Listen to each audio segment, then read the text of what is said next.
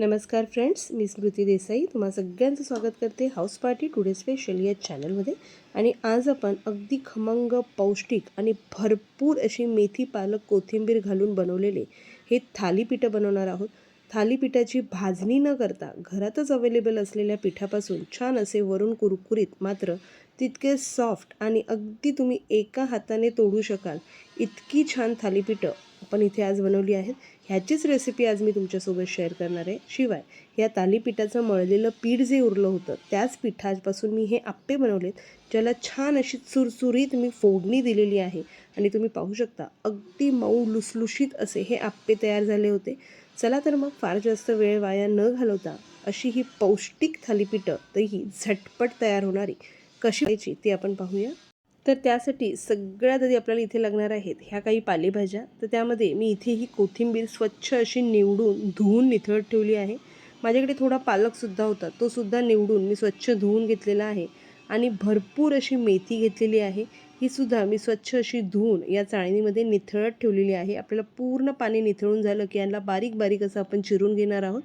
तसंच थालीपीठासाठी आपल्याला एक वाटण करायचं आहे, ज्यामध्ये मी वापरणार आहे या कोथिंबिरीचे जे देठ आहेत. हे आपण कोथिंबीर निवडून घेतली होती आणि उरलेले देठ फेकून न देता आपण हे वाटणात वापरणार आहोत. त्यांना जिरं घेतलेलं आहे, तिखटपणासाठी मिरच्या आणि आलं लसूण घेतलेलं आहे.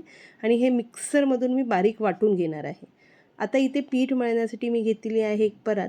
आणि परातीत आपण घेणार आहोत 2.5 वाटी एवढं ज्वारीचं पीठ, जे आपण रेग्युलर भाकरीसाठी वापरतो तेच पीठ मी इथे घेते आहे. आणि 2.5 वाटी ज्वारीच्या पिठासाठी त्याच वाटीने मोजून पाव वाटी एवढं मी इथे गव्हाचं पीठ घेतलं आहे, ज्यामुळे आपल्या थालीपीठांना हलकासा असा मऊसूतपणा येईल. थोडेसे कुरकुरीत होण्यासाठी मी यात घालते तांदळाचं पीठ, तर ते सुद्धा मी इथे पाव वाटी घेतलेलं आहे. आणि याच वाटीने मोजून पाव वाटी एवढं बेसन मी यामध्ये घेणार आहे, ज्यामुळे आपल्या थालीपीठाला छान अशी खमंग चव येईल.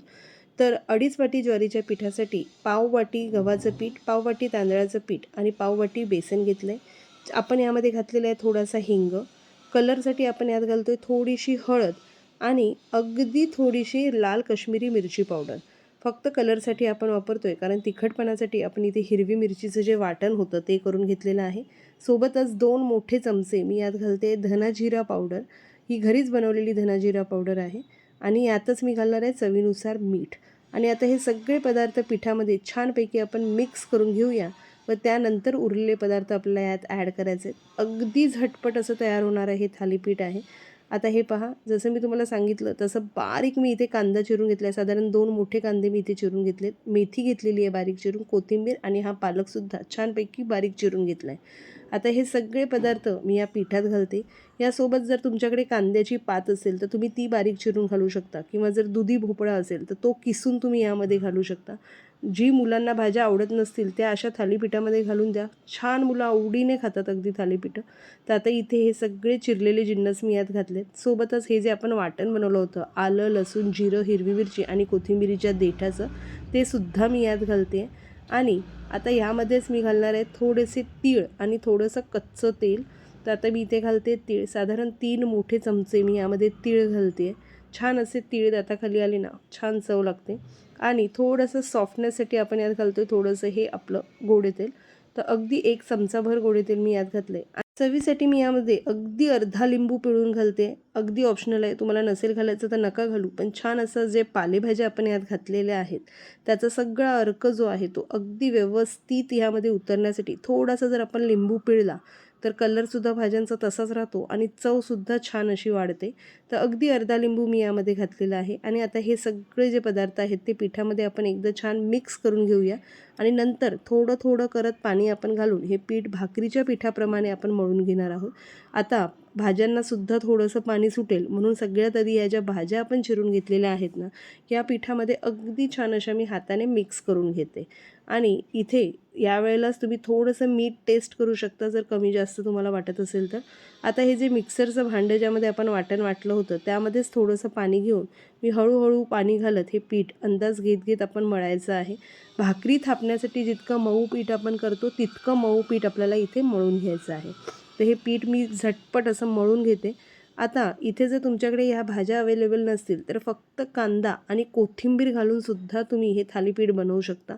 अगदी खमंग असे थालीपीठ होतात. तर हे पहा, आपलं पीठ जे आहे ते अगदी व्यवस्थित असं मळून झालेलं आहे आणि हे पीठ आपल्याला भिजत ठेवायचं नाही आहे, तर लगेचच आपण ह्याची थालीपीठं करायला घेणार आहोत.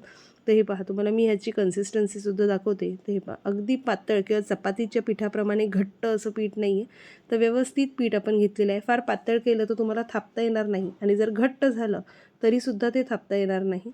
तर आता थालीपीठं थापण्यासाठी एका बोलमध्ये मी थोडंसं पाणी घेतलं होतं, ज्यात मीठ आणि थोडंसं तेल, अगदी एक चमचाभर तेल घेतलेलं आहे आणि इथे हा एक कॉटनचा कपडा मी घेतलेला आहे. थालीपीठासाठीच मी हा कपडा ठेवलेला आहे. आता ह्यावरती आपल्याला थालीपीठं थापायची, तवासुद्धा गरम होण्यासाठी ठेवलेला आहे मी.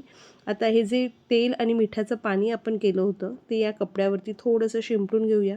तवासुद्धा गरम झाला आणि मी इथे लोखंडाचा तवा वापरते, म्हणून मी आधी ह्यावरती थोडंसं तेल जे आहे स्प्रे करून घेते, जेणेकरून आपली थालीपीठं जी आहेत ती खाली चिटकणार नाहीत. तुम्ही नॉनस्टिकचा तवा वापरत असाल तर तेल नाही वापरलं तरीसुद्धा चालेल. तर आता तुमच्या आवडीनुसार तुम्ही गोळा घ्या, जितकं मोठं थालीपीठ तुम्हाला थापायचं आहे ते, आणि हा गोळा ह्या कपड्यावरती ठेवून व्यवस्थित असा हाताने चारही बाजूंनी पसरवत पातळसर आपल्याला थापून घ्यायचं आहे. तर तुम्हाला वाटलं की हे थापलं जात नाही आहे, तर थोडासा पाण्याचा हात करा, अगदी हलका, फार जास्तही नाही, हलकासा असा पाण्याचा हात करून ते तुम्ही थापून घ्या. आणि साईडला जर कडा फाटत असतील तर त्याच वेळी थोड्या थोड्या अशा जुळवत आपल्याला छान असं हे थालीपीठ इथे थापून घ्यायचं आहे. आता इथे किती पातळ जाड थापायचं आहे हे तुमच्या आवडीनुसार तुम्ही थापू शकता. मी चपातीपेक्षा थोडंसं जाडसर आणि भाकरीपेक्षा थोडंसं पातळ असं हे थापून घेते, ज्यामुळे छान असं भाजलं की ते कुरकुरीतसुद्धा लागतं आणि खायला मज्जा येते. आता हे वरून मी थोडेसे तीळ लावते, ते सुद्धा एकदा पुन्हा व्यवस्थित असे थापते, जेणेकरून ते छान असे थालीपीठाला चिटकतील आणि आपलं थालीपीठ इथे जे आहे ते व्यवस्थित असं थापून झालेलं आहे. आता हे आपण तव्यावर घालूया. तर हे असंच कपडा घालायचा आणि हे जे पाणी आहे ते वरून जर असं लावलं की कपडा अलगद वरून निघून येतो. थोडेसे मी होल केले त्यामध्ये बोटानेच आणि आता झाकण ठेवते. होल यासाठी केलेले आहेत की आपण यावरती जरासं तेल जेव्हा सोडू, ते तेल जे आहे ना ते चारही बाजूंना व्यवस्थित लागेल आणि आपलं थालीपीठ अगदी खमंग असं भाजलं जाईल. दुसऱ्या बाजूला पुन्हा एकदा मी थालीपीठ करायला घेतलेलं आहे. एक थालीपीठ इथे भाजलं जातं आहे, तोपर्यंत खाली आपण दुसरं थालीपीठ पुन्हा एकदा थापून घेऊया. कपड्यावरती सुद्धा थोडेसे तीळ टाकून, दोन्हीही बाजूला तीळ लागतील म्हणून मी कपड्यावरती थोडेसे तीळ घातलेले आहेत आणि पुन्हा एकदा तेवढा गोळा घेऊन मी व्यवस्थित असं ह्याचं थालीपीठ जे आहे ते पातळसर असं थापून घेते. हे पहा, अगदी छान व्यवस्थित थापलं जातं. पीठ जर खूप पातळ मळलं गेलं ना तर ते सारखं हाताला चिटकेल आणि तुम्हाला थालीपीठ थापता येणार नाही. आणि जर अगदी चपातीच्या पिठाप्रमाणे तुम्ही घट्टसर मळलं तर ते पसरणार नाही लवकर. त्यामुळे अगदी व्यवस्थित भाकरीच्या पिठाप्रमाणे मळून घ्या. दोन्ही बाजूंनी व्यवस्थित तीळ माझे इथे लावून झालेले आहेत आणि इथे थालीपीठ एका बाजूने व्यवस्थित भाजले गेले. आता झाकण काढून मी ह्यावरती थोडंसं तेल घालते आणि हे पहा, हे बघा, अगदी छान असं आता हे दोन्हीही बाजूंनी आपण खमंग असं हे भाजून घेऊया व त्याप्रमाणेच बाकीची थालीपीठंसुद्धा मी इथे करून घेते. अगदी साधी सोपी पद्धत आहे. तुम्ही जेव्हा हे थालीपीठ कपड्यावरती थापता आणि हा कपडा असाच्या असा तुम्ही तव्यावरती घालाल, तेव्हा वरून जर असं पाणी लावलं की तो कपडा अगदी अलगद निघून येतो, अजिबातही न चिटकता. तर मी हे प्लेटमध्ये सर्वसुद्धा करून तुम्हाला दाखवणार आहे. तर हे पुन्हा एकदा जे आपलं थालीपीठ आहे इथे रेडी झालेलं आहे थापून, ते सुद्धा मी पुन्हा एकदा तव्यावरती घालून तुम्हाला दाखवते. ते पहा, अशाप्रमाणे तव्यावरती टाकलं की लगेच पुन्हा थोडंसं पाणी आपल्याला वरून लावायचं आहे हाताने आणि हे पहा, अगदी सहज कपडा निघून येतो. इथे कपडा मात्र कॉटनचा वापरा, म्हणजे हा तव्याला चिटकणार नाही. तर अगदी स्वच्छ असा एक ब्लाऊज पीस होता कॉटनचा, तो कट करून मी त्यापासून हा कपडा थालीपीठाचा बनवून घेतलेला आहे. तुम्ही एखादा नवीन तुमच्याकडे जर रुमाल वगैरे असेल तर तो सुद्धा वापरू शकता. तर अशा पद्धतीने हे 2-3 थालीपीठं मी इथे बनवून घेते आहे व त्यानंतर उरलेली थालीपीठं मी करून घेणार आहे. तर हे पहा, छान अशी आपली इथे थालीपीठं तयार झालेली आहेत. आता ही दही आणि खोबऱ्याच्या चटणीसोबत गरमागरम थालीपीठं मी इथे सर्व केलेली आहेत आणि मी तुम्हाला हे थालीपीठ हाताने तोडूनसुद्धा दाखवणार आहे. तुम्ही पाहू शकता, अगदी व्यवस्थित एका हाताने तुम्ही तोडू शकाल, इतकी छान ही थालीपीठं झालेली आहे. कोणत्याही भाजणीची गरज नाही आहे. घरात जी तुमची पिठं आहे तीच पिठं घालून अगदी झटपट ही थालीपीठं तयार होतात. एका दिवशी चपाती भाजीचा कंटाळा आला असेल, त्या दिवशी तुम्ही ही थालीपीठं करा. तर हे पहा, मी जवळूनसुद्धा तुम्हाला दाखवते. अगदी छान नरम व्यवस्थित अशी वरून तांदळाचं पीठ लावल्यामुळे कुरकुरीतसुद्धा झालेली आहे आणि अगदी एका हाताने सहज सुटेल इतकं छान असं आपलं हे थालीपीठ इथे तयार झालेलं आहे.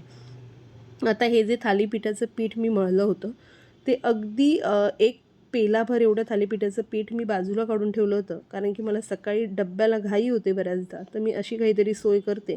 तर आता हे पीठ मी बाजूला काढून ठेवलं होतं. त्या पिठामध्ये थोडासा लिंबू, थोडेसे उकडलेले वाटाणे, अगदी 2 चमचे रवा आणि 1 चमचा दही मी घातलं. छान असं मिक्स करून घेतलं. त्यानंतर अर्धा चमचा इनो घालून मी त्याचे छान असे आप्पे बनवून घेतले आणि हे आप्पे कढईमध्ये तेलामध्ये जिरं, मोहरी आणि थोडेसे तीळ घालून थोडासा हिंग घातला आणि छानपैकी परतवून घेतलेत. अगदी चुरचुरीत अशी फोडणी मी यांना दिली आणि तुम्ही पाहू शकता, मी तुम्हाला एक आप्पा तोडून दाखवते. अगदी मऊ लुसलुशीत असे हे आप्पे झालेत आणि चुरचुरीत अशी फोडणी दिल्यामुळे तर ह्याची चव आणखीनच वाढली. थालीपीठं तर पौष्टिक आहेच, पण मुलांच्या डब्यामध्ये देण्यासाठी हे आप्पे अगदी पौष्टिक आहेत, झटपट तयार होणारे आहेत. यामध्ये तुम्ही दुधी किसून घालू शकता किंवा इतर काही भाज्या ज्या आपल्या मुलांना आवडत नसतील त्याही किसून घातल्या तर असे छान असे आप्पे तयार होतात.